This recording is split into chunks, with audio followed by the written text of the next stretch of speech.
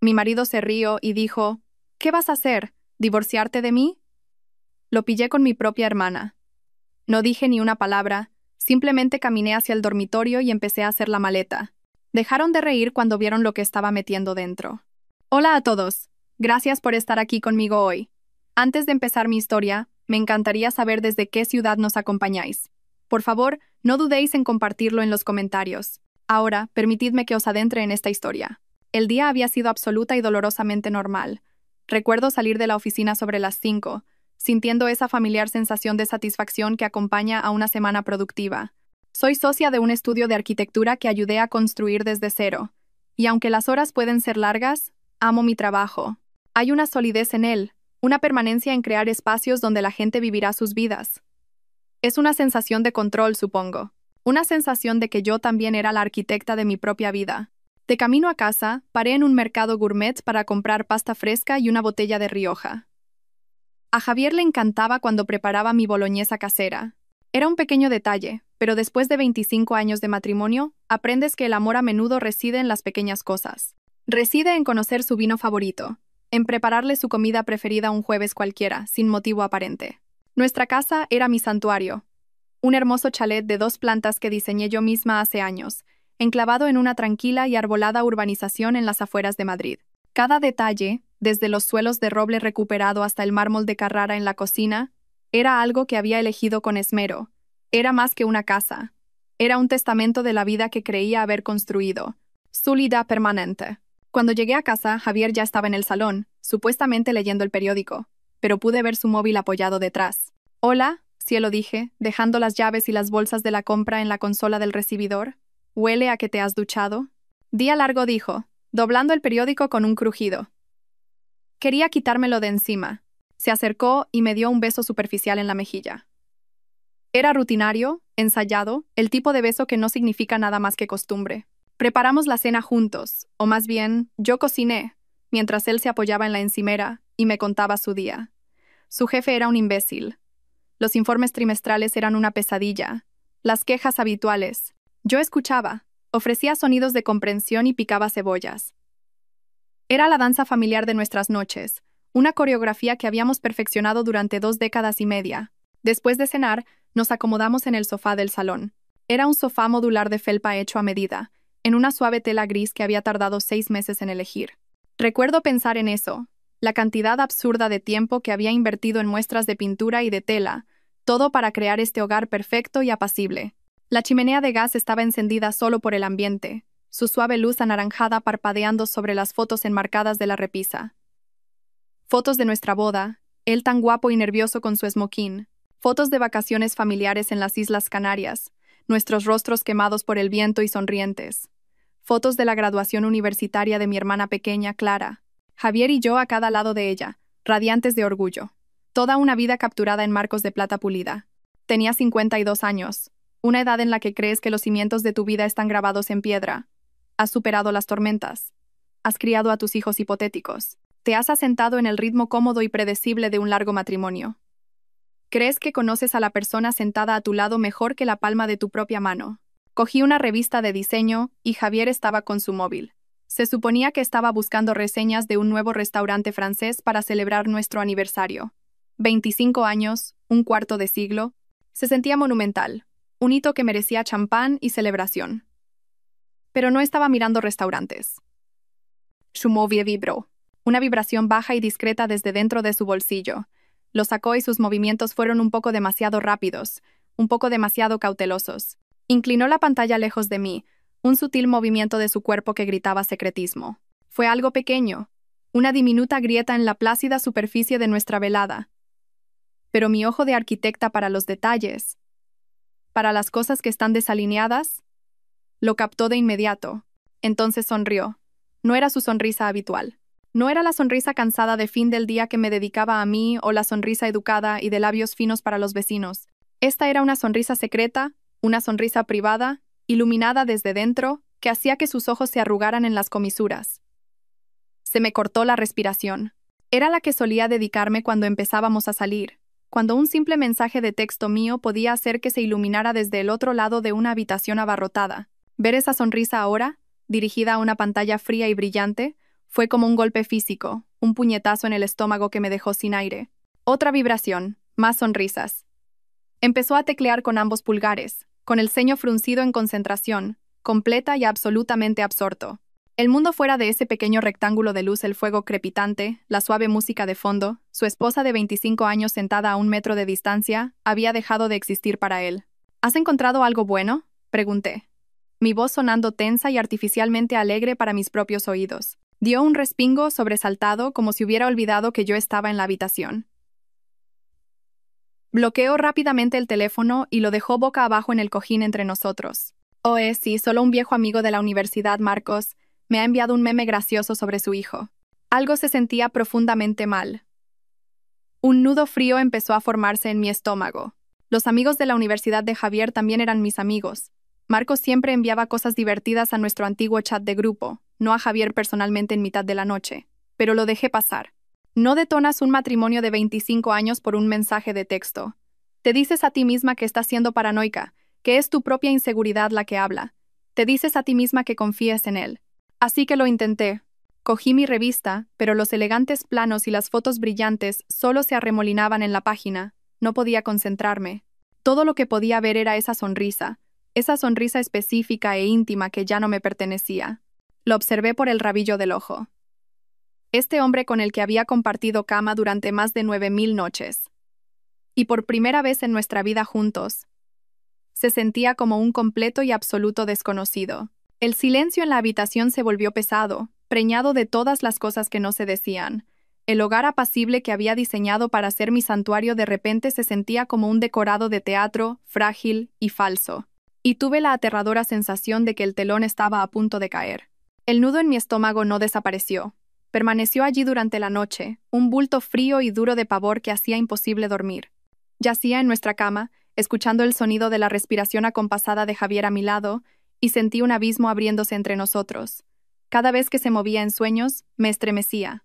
Repasé la escena del sofá una y otra vez en mi cabeza, analizando cada detalle, cada matiz, tratando de convencerme de que lo había imaginado, de que había reaccionado de forma exagerada. Pero la imagen de esa sonrisa estaba grabada en mi mente. Al día siguiente, viernes, intenté sumergirme en el trabajo. Fui a la oficina. Asistí a reuniones sobre muros de carga y normativas urbanísticas. Seguí los movimientos de mi vida normal y estructurada, pero era como ver una película del día de otra persona. La vocecita en mi cabeza seguía susurrando, seguía reproduciendo esa sonrisa secreta. Me decía a mí misma que estaba siendo ridícula. Era una mujer adulta, socia de una firma de éxito, no una adolescente histérica e insegura. Pero la sensación no se iba. Esa noche, la frágil paz que había intentado reconstruir se hizo añicos para siempre. La velada comenzó con una normalidad tensa, casi sofocante. Sugerí que pidiéramos comida para llevar, sin tener energía para cocinar. Javier aceptó de inmediato, quizás demasiado rápido. Parecía ansioso por mantener las cosas simples, por evitar cualquier conversación real. Comimos frente al televisor, viendo una comedia sin sentido, el sonido de las risas enlatadas llenando el espacio donde debería haber estado nuestra propia conversación. Después de cenar, yo estaba en la cocina enjuagando los platos. Javier estaba apoyado en la encimera, navegando por su teléfono de nuevo. La misma postura, la misma concentración intensa. Intenté ignorarlo. Me dije a mí misma que no significaba nada. Su teléfono sonó. Un sonido de notificación alto y claro. Esta vez se había dejado el volumen puesto. Lo dejó boca abajo sobre la encimera de granito, la pantalla oscura, y dijo: «Voy a coger esa botella de tinto de la despensa, el bueno». Salió de la cocina. Y en ese momento, el universo, o el destino, o como quieras llamarlo, me dio a elegir. Podía respetar su privacidad. Podía volver a mi fregadero burbujeante de agua jabonosa, secar los platos y vivir con la incertidumbre corrosiva y persistente el resto de mi vida. O podía saber. Me quedé allí durante 10 largos segundos, con el corazón martillándome en las costillas. Podía oírlo revolviendo en la despensa, tarareando una cancioncilla. El sonido era tan normal, tan doméstico, que hacía que la situación pareciera aún más surrealista. «Simplemente dale la vuelta, Sofía», me instó la voz en mi cabeza. «Tienes que saber». Mi mano temblaba mientras alcanzaba el teléfono. Se sentía pesado en mi mano, como si contuviera el peso de todo mi futuro. El cristal estaba frío y liso contra mi piel. Respiré hondo y entrecortadamente y le di la vuelta. La pantalla se iluminó, y allí estaba, Una vista previa de notificación de un mensaje de texto, claro como el agua. Mi cerebro registró las palabras antes de que pudiera procesar el horror. No puedo dejar de pensar en anoche. Estuviste increíble. Por una fracción de segundo mi mente se tambaleó, tratando de darle sentido. Una aventura. Estaba teniendo una aventura. El dolor fue agudo, inmediato, un atizador al rojo vivo en el pecho. Pero fue el nombre debajo del mensaje lo que hizo que el mundo dejara de girar. El nombre que convirtió el dolor agudo en una implosión que aplastó mi alma y vaporizó todo lo que creía saber. No era un nombre que no conociera. No era una extraña, una compañera de trabajo, una mujer cualquiera a la que pudiera odiar desde la distancia. El nombre era Clara, mi hermana pequeña, la niña a la que le había vendado las rodillas raspadas, la adolescente torpe a la que había aconsejado en su primera cita, la dama de honor en mi boda que había dado un discurso entre lágrimas sobre cómo yo era su heroína, la mujer cuya foto estaba en mi repisa, sonriendo con su brillante y hermosa sonrisa justo al lado de la mía. No podía respirar. El aire fue succionado de mis pulmones como por un vacío. El sonido del agua corriendo en el fregadero se desvaneció en un rugido sordo y distante en mis oídos. Miré fijamente el nombre de mi hermana, en el teléfono de mi marido junto a esas palabras, y mi realidad se fracturó en 1.000.000 de pedazos dentados. Ya no era solo una grieta en el espejo. El espejo se había hecho añicos, y el reflejo que me devolvía la mirada era el de una mujer que ya no reconocía, viviendo una vida que era una completa y absoluta mentira. Oí abrirse la puerta de la despensa. Oí a Javier caminar de vuelta hacia mí, la botella de vino tintineando contra el sacacorchos en su mano. Seguía tarareando esa cancioncilla, completa y absolutamente ajeno. Y yo simplemente me quedé allí, congelada, sosteniendo la evidencia de su inimaginable traición en mi mano, el calor del teléfono quemando como una marca contra mi palma. El tiempo pareció ralentizarse hasta un gateo espeso y almibarado. Podía sentir el frío de la encimera de granito filtrándose en las yemas de mis dedos, donde me agarraba al borde para sostenerme, lo único que me mantenía en pie. Javier dejó de tararear cuando vio mi cara. La sonrisa casual desapareció de sus labios. «Sofía, ¿qué pasa? Pareces como si hubieras visto un fantasma». Intenté hablar, pero no salió ningún sonido. Mi garganta se había cerrado.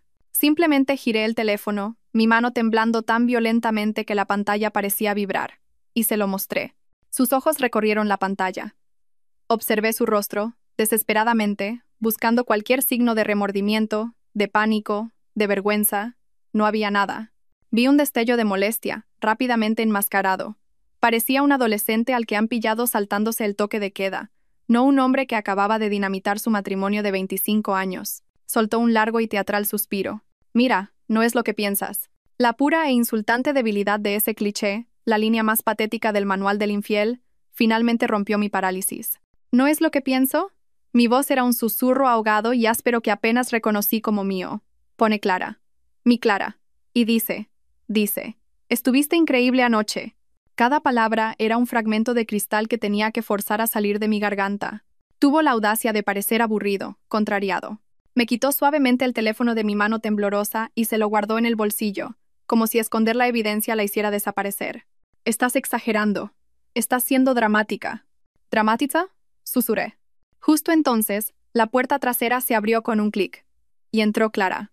Llevaba una bolsa de una pastelería local. Una sonrisa brillante y alegre en su rostro. «Hola. Estaba por el barrio y pensé en traer postre. Tienen esa tarta de limón que te encanta, Sophie». Usó mi apodo de la infancia, y el sonido en sus labios ahora era una profanación. Su sonrisa vaciló al contemplar la escena. Miró de mi rostro ceniciento a la postura tensa de Javier, una rápida y calculadora mirada entre los dos. Y en esa única y fugaz mirada, lo vi todo.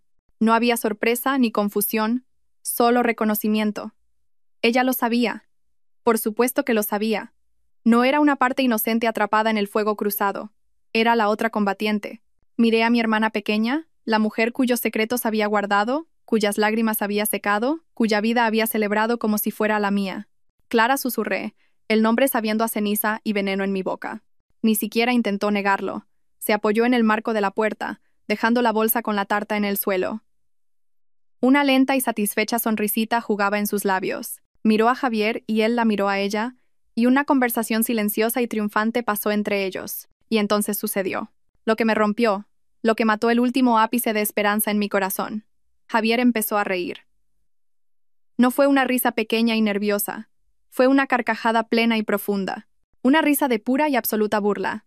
de alivio, porque el secreto finalmente había salido a la luz. Clara se unió, una risa aguda y tintineante que sonaba como cristales rompiéndose. Estaban allí, en mi cocina, mi marido y mi hermana, riendo de mi dolor, riendo de la destrucción total de mi mundo. El sonido resonó en mis impecables encimeras de mármol, una grotesca sinfonía de su traición compartida. La sangre se drenó de mi rostro.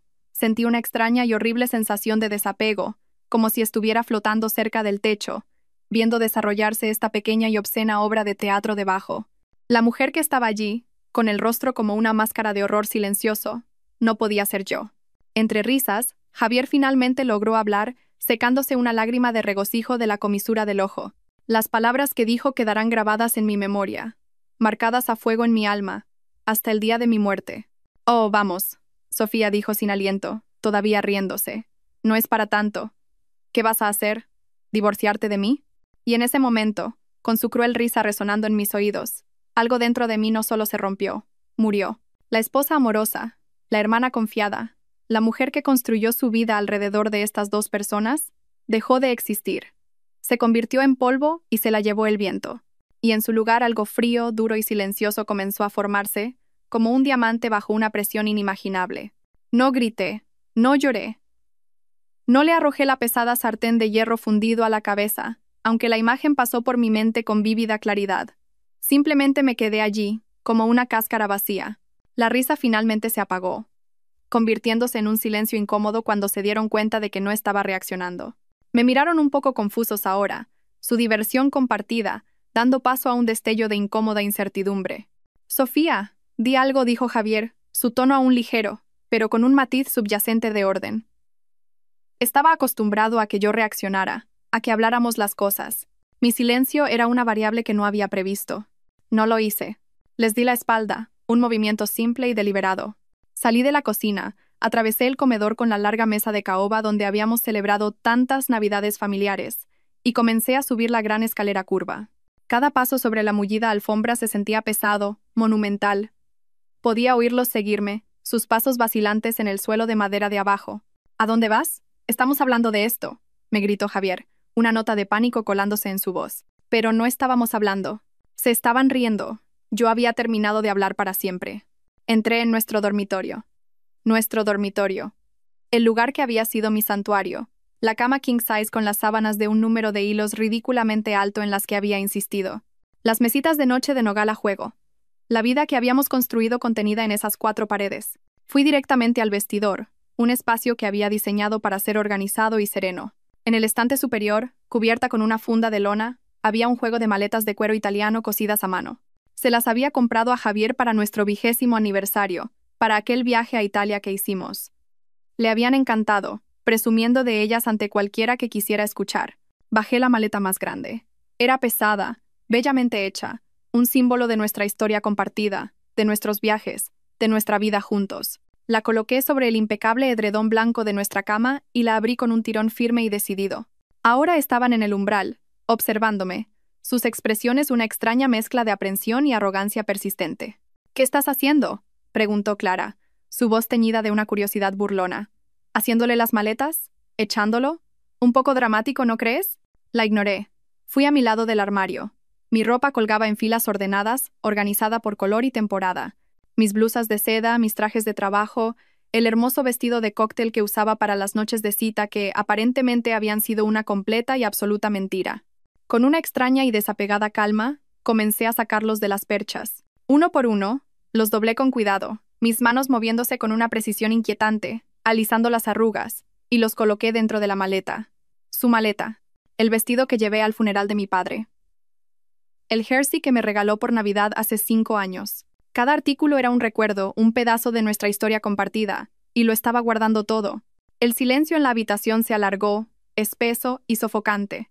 El único sonido era el suave susurro de la tela, el silencioso clic de las perchas. Su diversión se desvanecía rápidamente, reemplazada por una incipiente y horrorizada comprensión.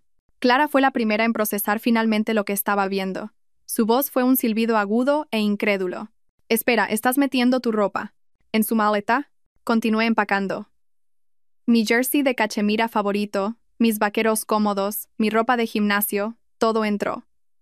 Era una máquina, metódica y silenciosa. El diamante frío y duro de resolución dentro de mí tenía el control ahora. Dirigía mis manos, mis pies, cada uno de mis movimientos. Querían ver qué haría. Se lo iba a mostrar. Y no iba a decir ni una sola palabra mientras lo hacía. Su pánico era ahora palpable, una energía frenética que irradiaba desde la puerta. Sofía, para allá. Esto es infantil. No tiene gracia, dijo Javier, su voz adoptando un tono más agudo y autoritario. La risa era un recuerdo lejano, reemplazada por la fanfarronería nerviosa de un hombre que se daba cuenta, demasiado tarde, de que había calculado fundamentalmente mal.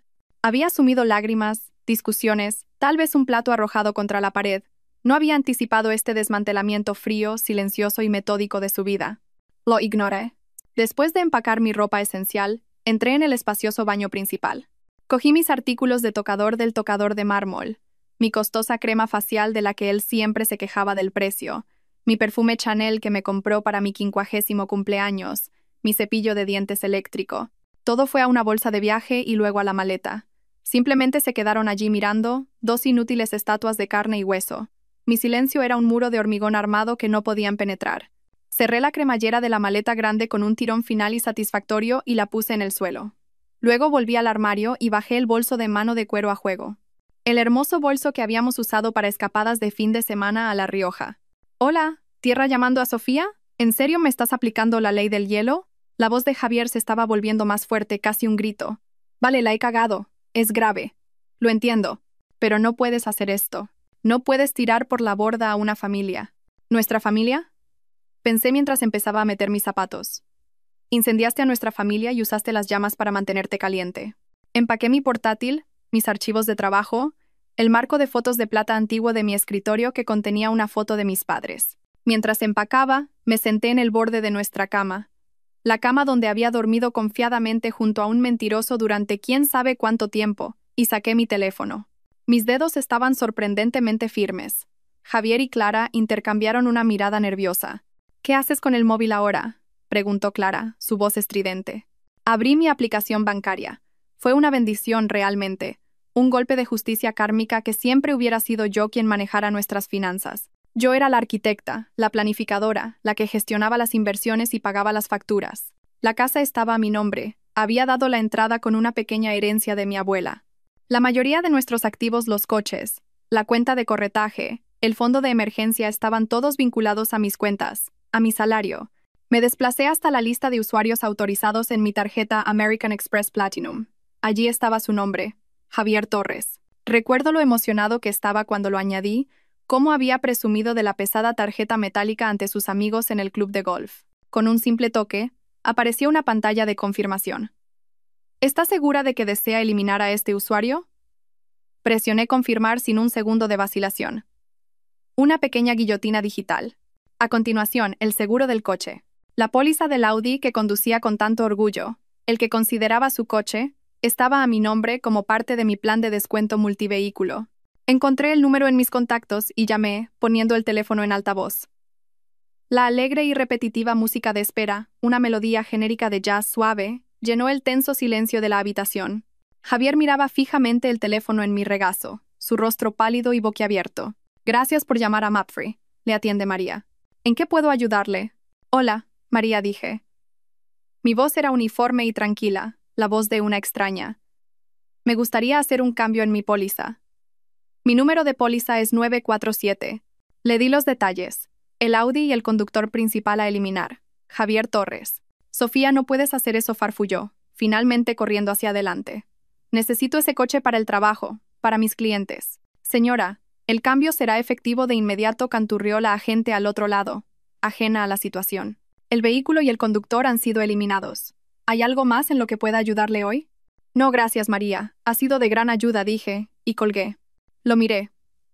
Su rostro era una máscara de incredulidad e ira impotente. ¿Has cancelado mi seguro? No respondí. Simplemente volví a mi teléfono, abrí la aplicación de nuestro operador de telefonía móvil y, con unos pocos toques más, comencé el proceso de eliminar su línea de mi plan familiar. Su teléfono se desconectaría en el próximo ciclo de facturación.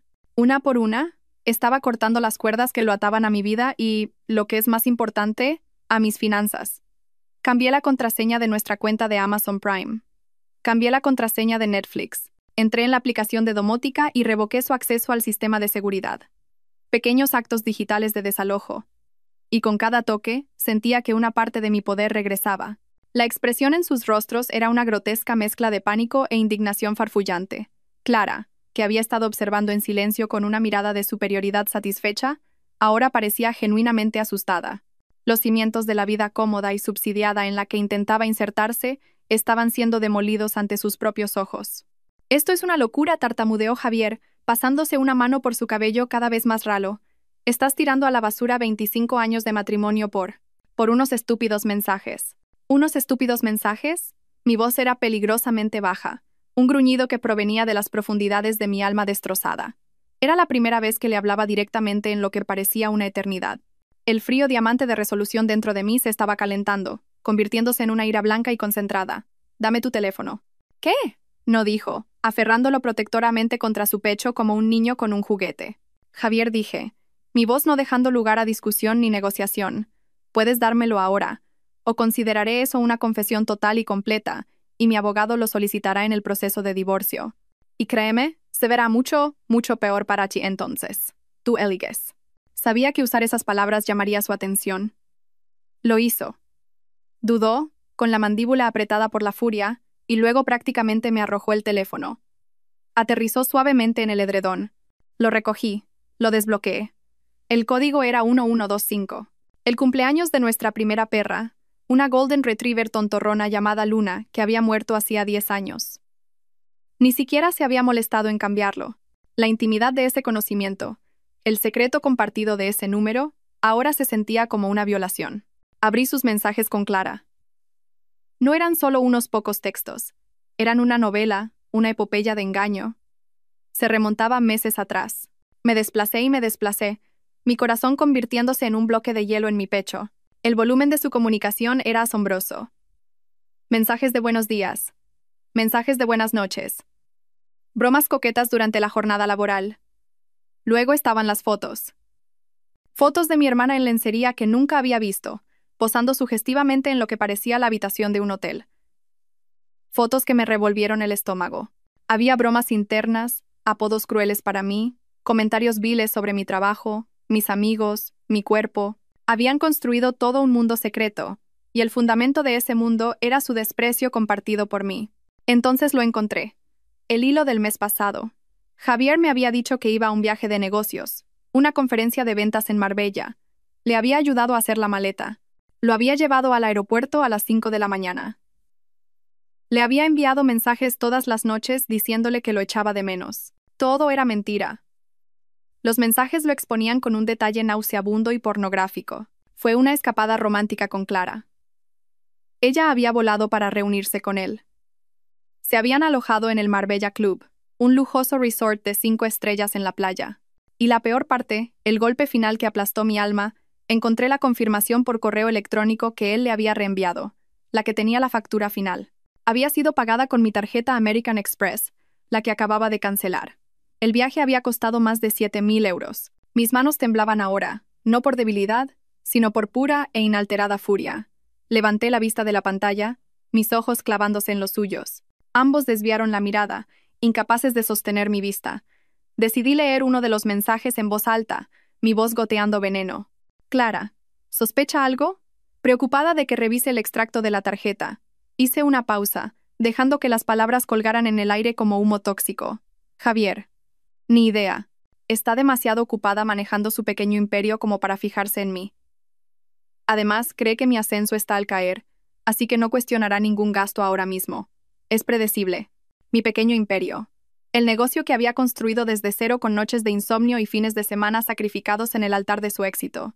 El negocio que pagaba por esta casa, por su Audi, por su membresía en el club de golf, por sus secretas y sórdidas vacaciones. La rabia era tan intensa que sentí que podría combustionar. «Cogiste mi dinero», dije. Mi voz temblando por el esfuerzo de mantenerla nivelada.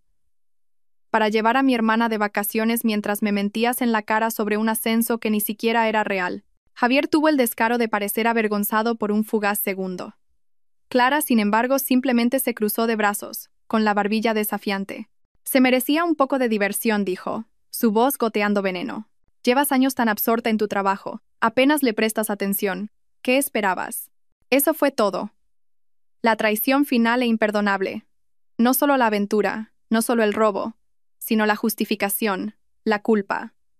En sus mentes retorcidas y egoístas, esto era de alguna manera culpa mía. Los últimos vestigios de amor, de historia, de conexión familiar que tenía por cualquiera de ellos, se evaporaron en ese momento, reemplazados por nada más que una vasta y vacía extensión de desprecio. Sentí una extraña y escalofriante claridad. El camino a seguir, que había sido un caótico desorden de dolor y confusión momentos antes, ahora estaba iluminado por el fuego duro y brillante de mi ira. No quedaba nada que salvar aquí, nada que decir a estas dos personas monstruosamente egoístas. Cerré su teléfono y lo arrojé sobre la cama. Luego saqué mi propio teléfono de nuevo, por última vez en esta casa. Mis dedos volaron por la pantalla, mis movimientos eficientes y precisos. ¿Y ahora qué?, preguntó Javier, su voz cansada, como si estuviera hablando con un animal salvaje que no estaba seguro de si atacaría. ¿A quién llamas ahora? No le respondí. Llamé a mi mejor amiga, Elena. Éramos amigas desde la universidad. Nos habíamos apoyado en todo, contestó al segundo tono. Oye, Sofía, ¿qué pasa? Su voz alegre y familiar llegó a través del altavoz, un salvavidas del mundo cuerdo. Elena, dije, y mi voz finalmente se quebró. Solo por un segundo. Una única grieta en la fachada de hielo. ¿Puedo ir a quedarme contigo unos días? Necesito salir de aquí. La alegría desapareció de su voz, reemplazada por una preocupación inmediata y urgente. Dios mío, por supuesto. ¿Qué ha pasado? ¿Estás bien? ¿Dónde estás? Estoy en casa, dije, mirando directamente a Javier mientras las palabras salían de mi boca. Javier me ha estado engañando. Con Clara. Hubo un silencio atónito y horrorizado al otro lado de la línea. Luego, una sarta de maldiciones que casi me hizo sonreír. Ese absoluto cabrón. Esa serpiente. Por supuesto que puedes quedarte. Ni lo preguntes. Voy a buscarte ahora mismo.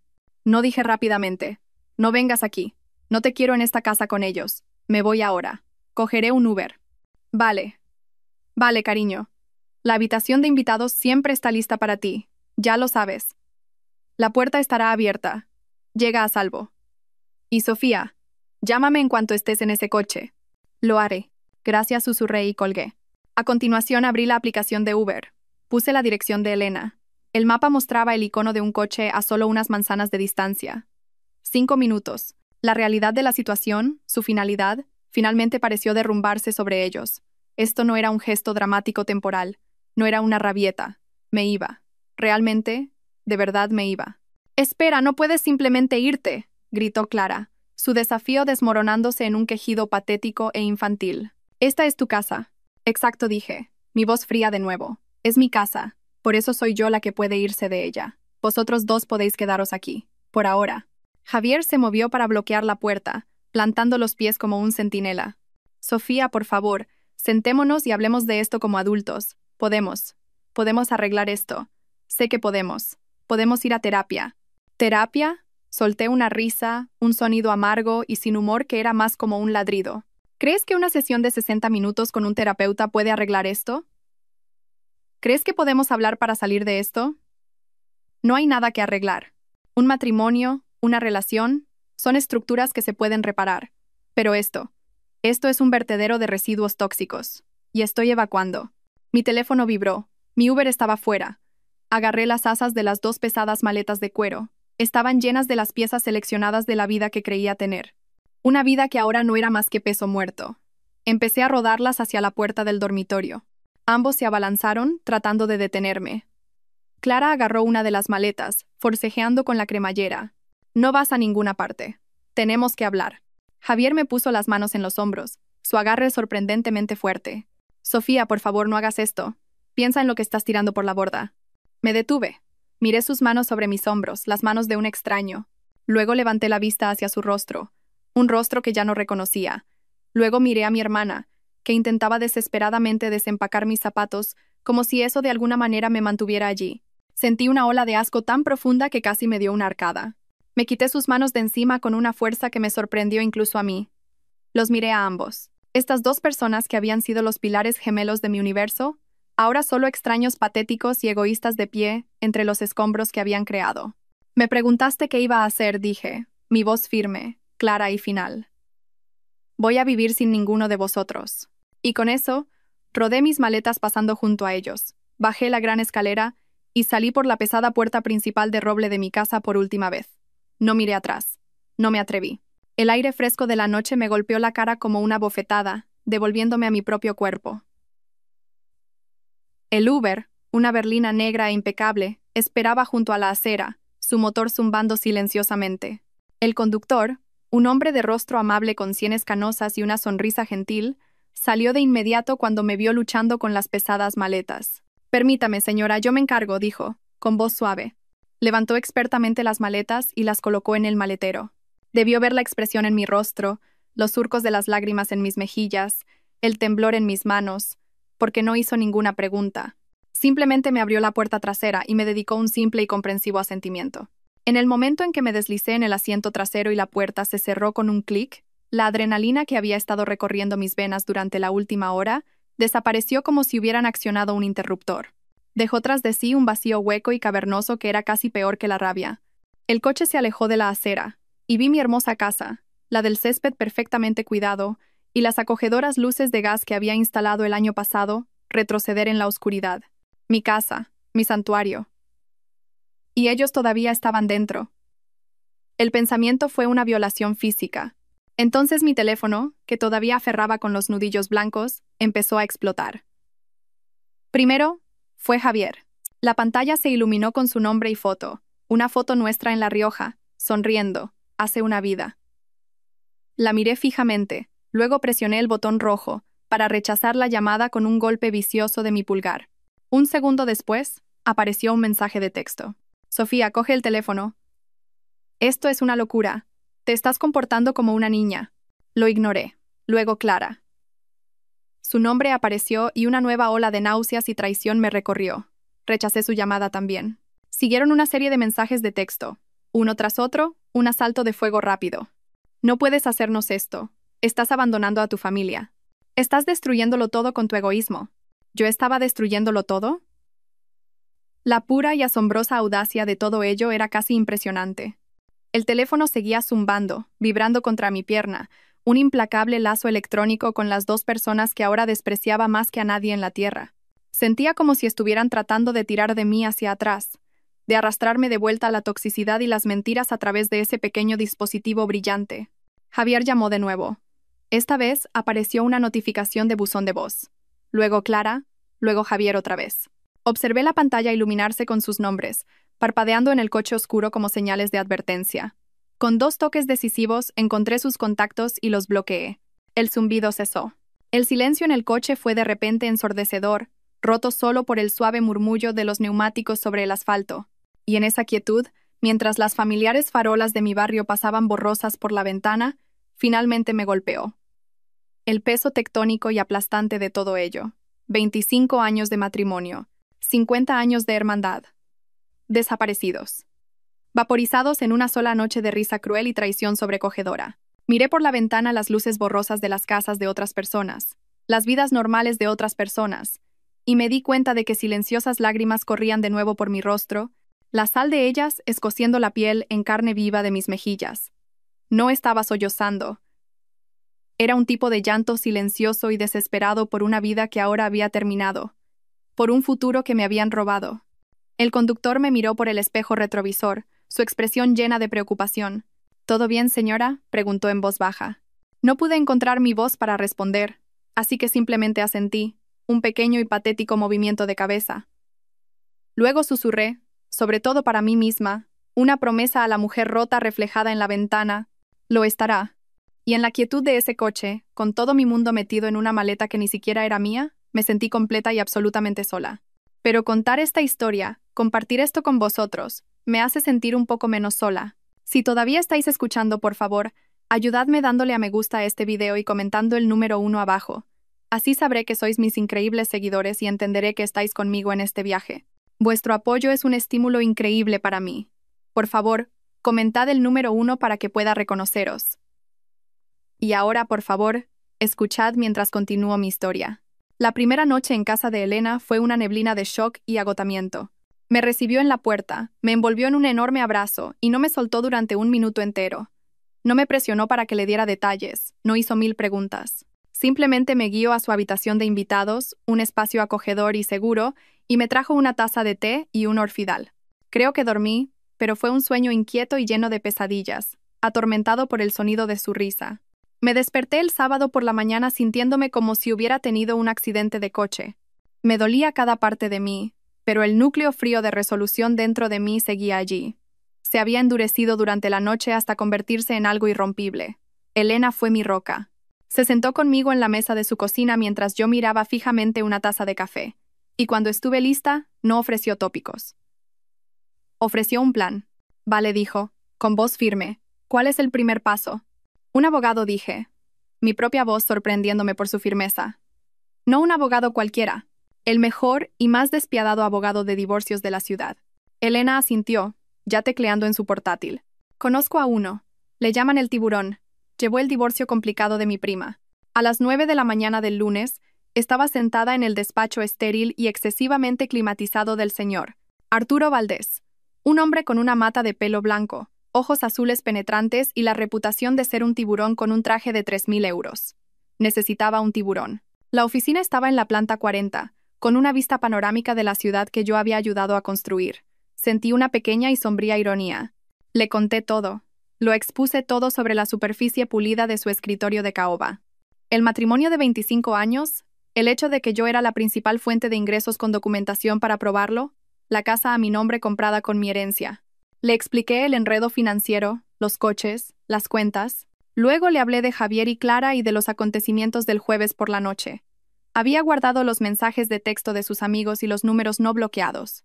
Le puse los mensajes del buzón de voz que habían empezado a dejar. Una mezcla patética y caótica de remordimiento fingido, acusaciones furiosas y súplicas desesperadas. El señor Valdés escuchó pacientemente, su rostro impasible, tomando notas ocasionalmente en un bloc de notas amarillo. No interrumpió. Cuando finalmente terminé, con la garganta en carne viva, se quitó las gafas de montura dorada y las limpió lentamente con un paño de seda.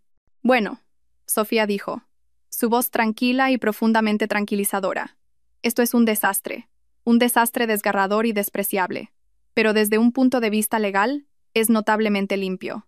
Confirmó lo que yo ya sospechaba. Como yo era la única propietaria en la escritura de la casa, Javier y Clara eran, en términos legales, ocupantes en precario, sin contrato de arrendamiento. Eran mis invitados, y su invitación había sido revocada en toda regla. Iniciaremos el procedimiento de divorcio de inmediato, alegando adulterio con especial perjuicio, explicó, su voz nítida y profesional. También solicitaremos una orden de emergencia para congelar todos los activos conjuntos, aunque parece que hay muy pocos. Y lo más importante, les entregaremos una notificación de desahucio formal y legalmente vinculante. Tendrán 30 días para desalojar su propiedad. Si se niegan, haremos que los desaloje la comitiva judicial.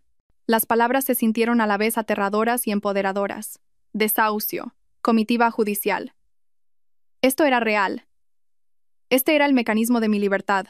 Redactó los documentos allí mismo, su asistente legal entrando en acción. La notificación formal fue enviada con un procurador esa misma tarde. Pagué la tarifa extra para que se entregara de inmediato. Imaginé la escena. Un extraño de aspecto severo apareciendo en la puerta de mi hermosa casa y entregándoles los fríos y nítidos documentos legales exigiendo que se fueran. Su reacción fue inmediata y nuclear. Mi teléfono, que había estado felizmente silencioso desde que los bloqueé, comenzó a vibrar con notificaciones de números desconocidos y direcciones de correo electrónico recién creadas. Habían recurrido a nuevas tácticas para eludir mis bloqueos. Los correos electrónicos eran un torrente de rabia y delirio. De Javier, usando una nueva cuenta de Gmail. ¿Una orden de desahucio? ¿Después de todo lo que he dado a esta familia? ¿Después de todo el apoyo que he dado a tu carrera? Vas a tener noticias de mi abogado. No puedes echarme a la calle así como así. Tengo derechos. Declara, desde una cuenta igualmente nueva. Eres un monstruo frío y sin corazón. Soy tu hermana. Tengo derechos como residente. No me voy a ir a ninguna parte. Esta es mi casa también ahora. Reenvié cada uno de los mensajes al señor Valdés con la simple nota. Para sus archivos. Respondió casi al instante. Excelente. Cada mensaje es otro clavo en su ataúd. Siga documentándolo todo. Las líneas de batalla se habían trazado. Pensaban que podían intimidarme, que podían acosarme para que cediera con amenazas vacías. Habían olvidado con quién estaban tratando. Habían olvidado que yo era la que había construido el imperio en el que estaban tan cómodamente instalados. Y estaba a punto de recordárselo con toda la fuerza de la ley de mi parte. Sabía que llegaría. La había temido más que el enfrentamiento con Javier y Clara, más que la reunión con el abogado, la llamada telefónica. Llegó un sábado por la mañana, una semana después de que me fuera. Estaba en la mesa de la cocina de Elena, dibujando diseños para un nuevo proyecto en un blog de notas, tratando de encontrar alguna apariencia de normalidad en el mundo meticuloso y ordenado de líneas y ángulos. El teléfono sonó, y el identificador de llamadas mostraba un número que conocía tan bien como el mío. Mamá. Mi mano se cernió sobre el teléfono. Una parte de mí, la parte de niña herida, quería simplemente dejarlo sonar, retirarse al capullo seguro de silencio que estaba construyendo alrededor de mi corazón destrozado. Pero la arquitecta que había en mí, la parte que se enfrenta a los problemas de frente, sabía que no podía. Tenía que enfrentarme a esto. Respiré hondo para fortalecerme y contesté. Hola, mamá. Sofía, gracias a Dios. Su voz era frenética, sin aliento, con un drama fabricado que conocía demasiado bien. He estado llamando y llamando. Clara finalmente me ha contado lo que pasó. Dijo que tuviste una especie de crisis nerviosa, un horrible malentendido, y que los echaste de casa. Una crisis nerviosa, un malentendido. Esa era la historia que estaban contando.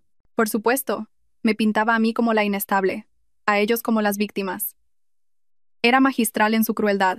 Eso no es lo que pasó, mamá, dije, mi voz cansada, desprovista de la energía necesaria para esta lucha.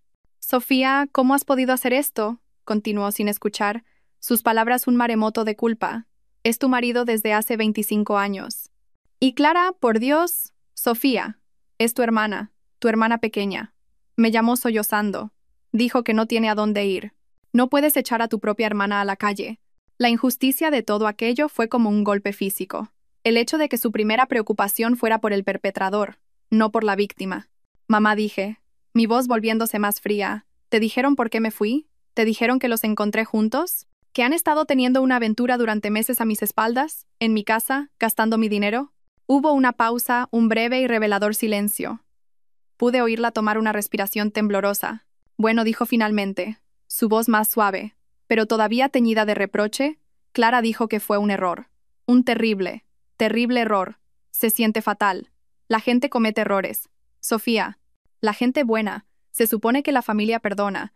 No puedes tirar por la borda un matrimonio de 25 años y tu relación con tu hermana por un error. ¿Un error? Repetí, mi voz peligrosamente silenciosa. Mamá, no fue un error.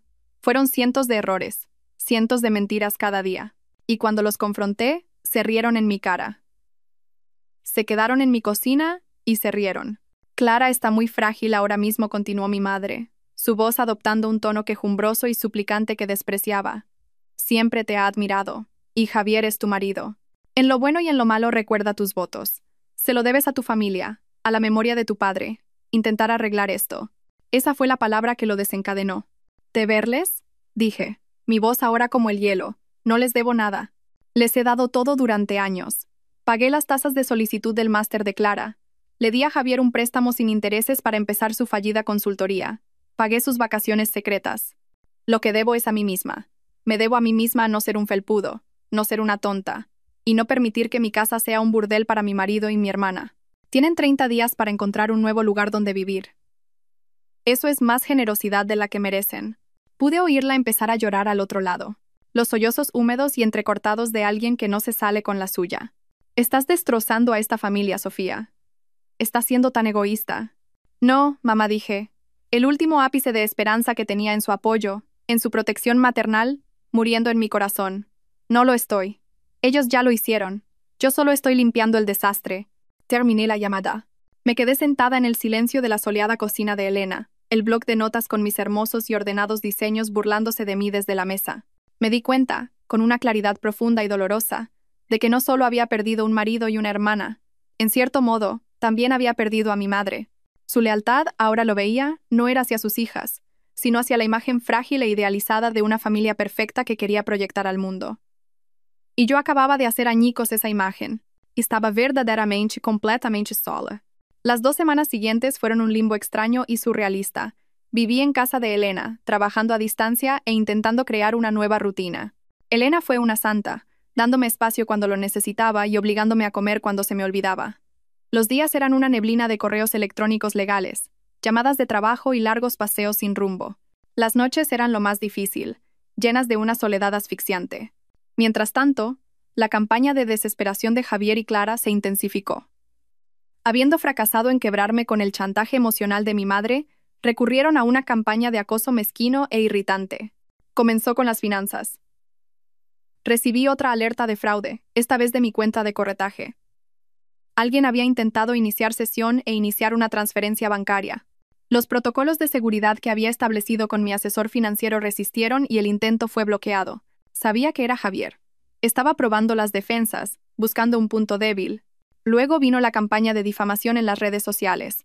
Clara, que siempre había estado obsesionada con su imagen en línea, publicó una larga, divagante y lacrimosa historia en Facebook. Fue astuta. No mencionó la aventura, por supuesto. Pintó un cuadro de una hermana preocupada y desconsolada, preocupada por la repentina y alarmante inestabilidad mental de su hermana mayor.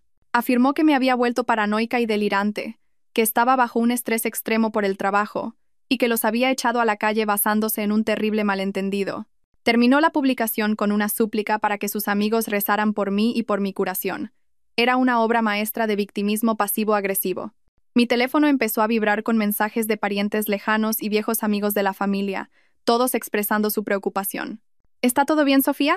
He oído que estás pasando por un momento difícil. Clara está muy preocupada por ti. Normalmente no participo en dramas de redes sociales. Es indigno. Pero esto era un ataque calculado a mi cordura y mi reputación. Requería una respuesta. No escribí una publicación larga. No entré en una guerra de palabras. Simplemente fui a su publicación y dejé un único comentario público. Pregúntale por la conferencia de negocios en el Hotel Marbella Club el mes pasado. Luego pregúntale quién lo pagó. Tengo los recibos de la tarjeta de crédito cargados a mi cuenta. Parece que los malentendidos salen bastante caros hoy en día. La sección de comentarios explotó.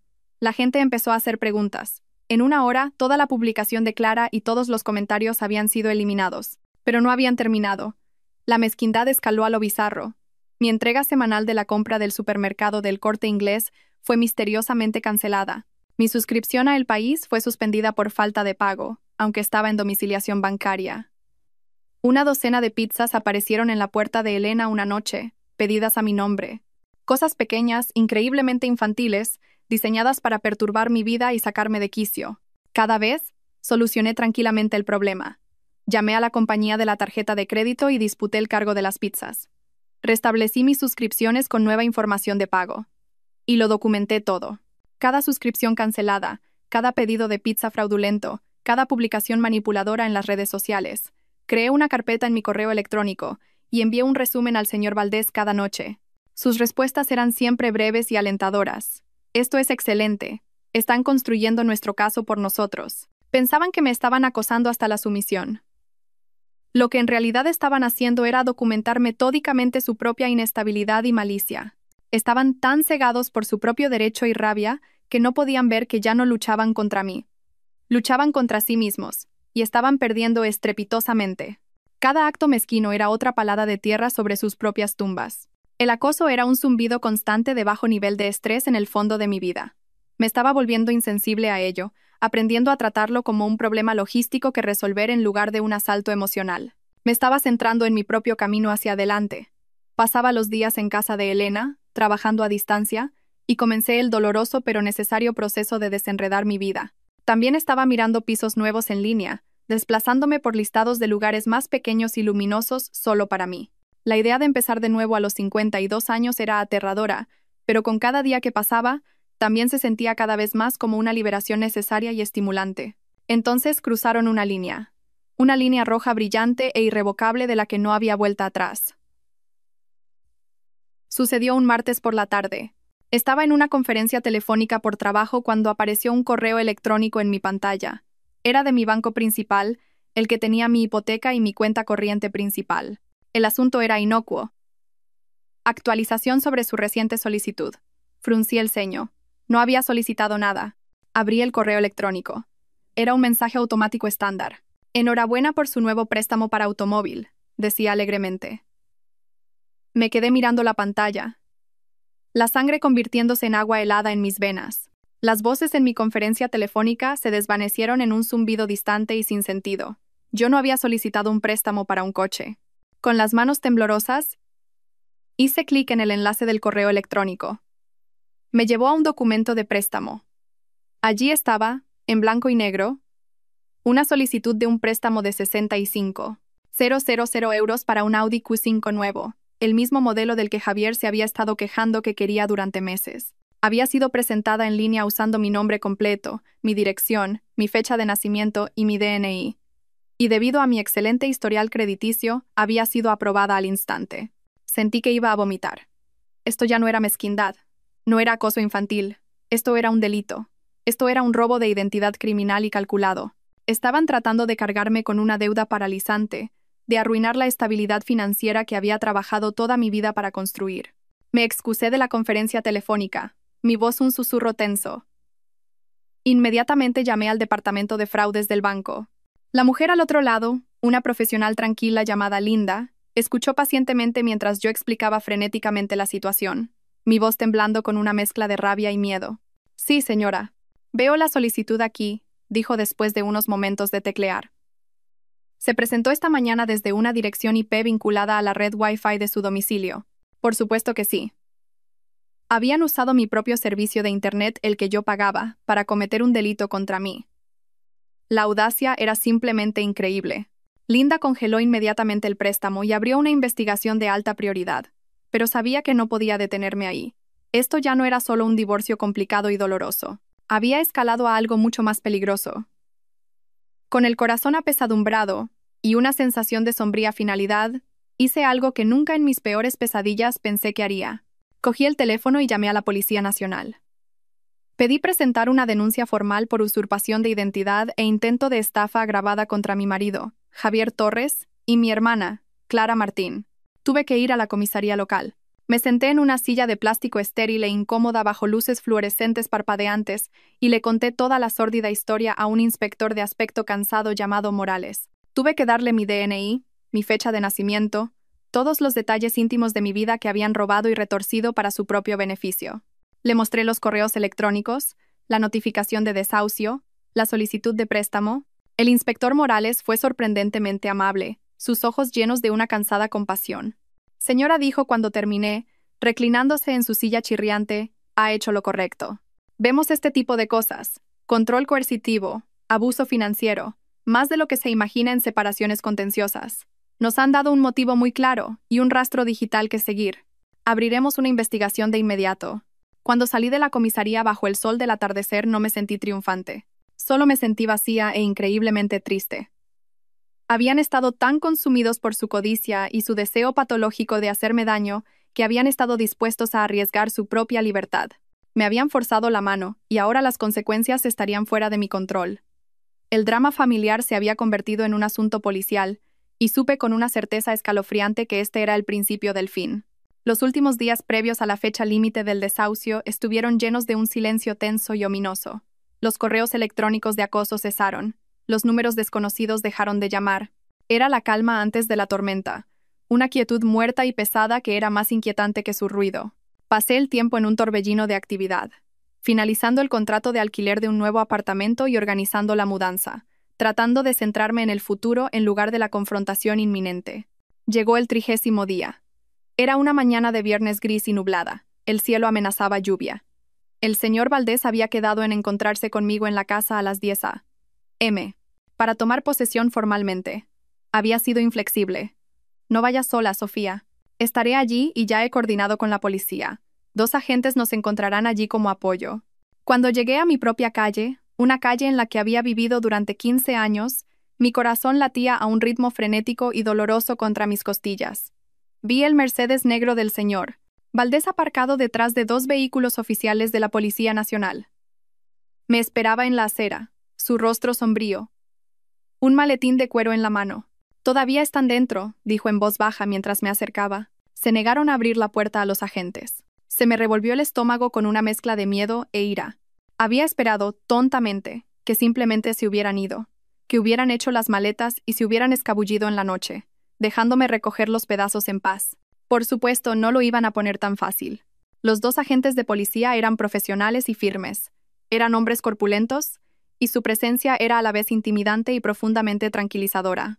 El agente de mayor rango golpeó la pesada puerta de roble una última vez, sus nudillos produciendo un sonido fuerte y autoritario. «Policía, abran la puerta». «Silencio». «Muy bien», dijo, volviéndose hacia su compañero. Usó una herramienta para forzar la cerradura, y la puerta se abrió con un suave clic. Señor Valdés, por favor, quédense detrás de nosotros». Entramos. Lo primero que me golpeó fue el hedor.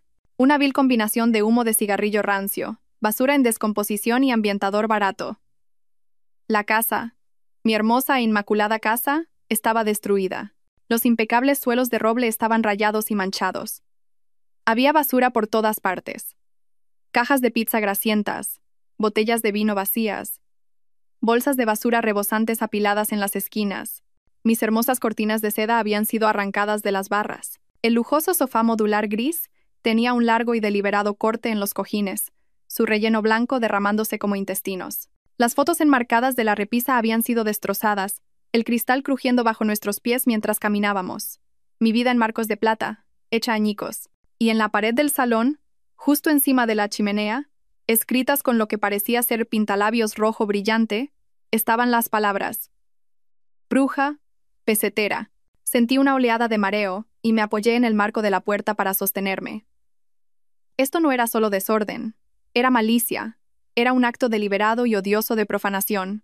Los encontramos en el dormitorio principal, sentados en el borde del colchón desnudo, que también estaba manchado.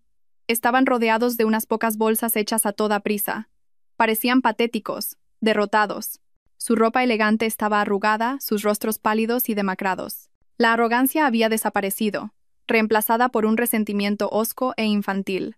«Tienen que desalojar las instalaciones de inmediato», dijo el agente principal, su voz retumbando en la habitación destrozada. Javier solo miraba al suelo, negándose a mirarme. Pero Clara, mi hermana, levantó la vista, sus ojos llenos de un odio venenoso y puro. «Espero que estés contenta», Sofía escupió, su voz quebrándose. «Lo has destruido todo». «Yo no he destruido nada», Clara dije. Mi voz temblorosa pero clara. «Solo he encendido las luces». Justo cuando los agentes se preparaban para escoltarlos fuera, llamaron a la puerta principal abierta. Dos nuevas figuras aparecieron en el pasillo. Iban vestidos de paisano, un hombre y una mujer, y mostraron placas y carteras de cuero. «Policía judicial», dijo el hombre, sus ojos recorriendo la habitación.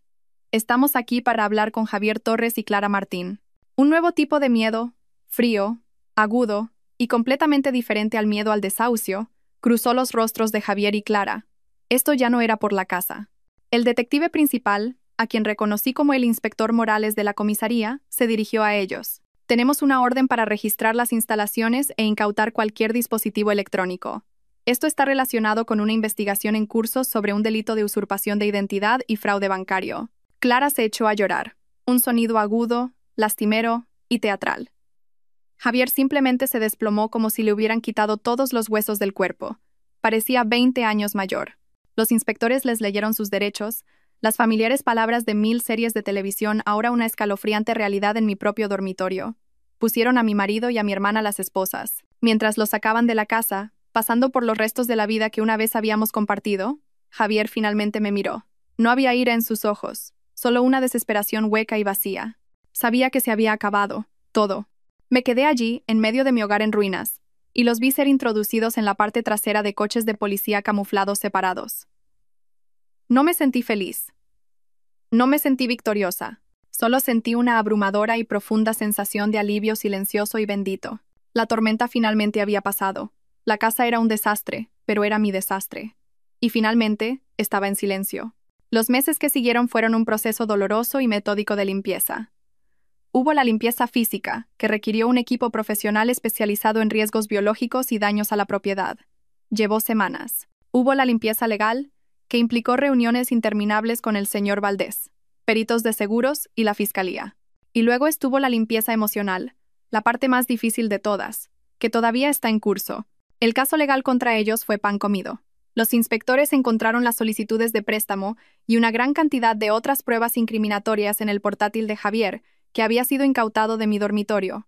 Ante pruebas digitales irrefutables, tanto él como Clara aceptaron un acuerdo de conformidad para evitar un juicio más largo y público. Evitaron la cárcel, un hecho que inicialmente me enfureció. Pero el señor Valdés me ayudó a verlo de otra manera. Un juicio habría sido un circo, Sofía, había dicho. Esto es más limpio, y las consecuencias siguen siendo severas. Tenía razón. Fueron condenados a 5 años de libertad condicional. Se les ordenó pagar una indemnización por los daños a la casa, y tuvieron que completar 500 horas de trabajos en beneficio de la comunidad. Ambos tenían ahora antecedentes penales. Sus vidas profesionales y personales estaban en ruinas. Javier fue despedido de su trabajo. La licencia de enfermería de Clara fue puesta bajo revisión. Se convirtieron en parias. El divorcio se finalizó rápida y silenciosamente. Gracias a sus acciones criminales y a la montaña de pruebas de adulterio y abuso financiero, Javier no consiguió nada. La casa, los ahorros, las inversiones, mi plan de pensiones, todo estaba protegido como mis bienes privativos y ganancias personales. Se fue con su ropa, su deuda y sus antecedentes penales. Lo último que supe por un conocido común es que vivía en un piso de alquiler barato al otro lado de la ciudad, trabajando en un puesto de ventas de bajo nivel, vendiendo material de oficina. El destino de Clara fue, en cierto modo, aún más triste. Nuestra madre, finalmente obligada a enfrentar la fea e innegable verdad, quedó devastada. Intentó apoyar a Clara, pero su relación, ya tensa, se fracturó bajo el peso de la vergüenza y la decepción. Clara perdió a la mayoría de sus amigos, que estaban horrorizados por lo que había hecho. Se mudó a otra comunidad autónoma para vivir con una tía, tratando de escapar de su reputación arruinada. No hemos hablado ni una sola palabra desde el día en que fue arrestada. A veces me pregunto si volveré a saber de ella. En cuanto a mí, no podía soportar quedarme en esa casa. No podía dormir en ese dormitorio ni cocinar en esa cocina. Estaba contaminada con demasiados malos recuerdos, manchada por su traición. Hice que el equipo profesional la restaurara a su antigua belleza.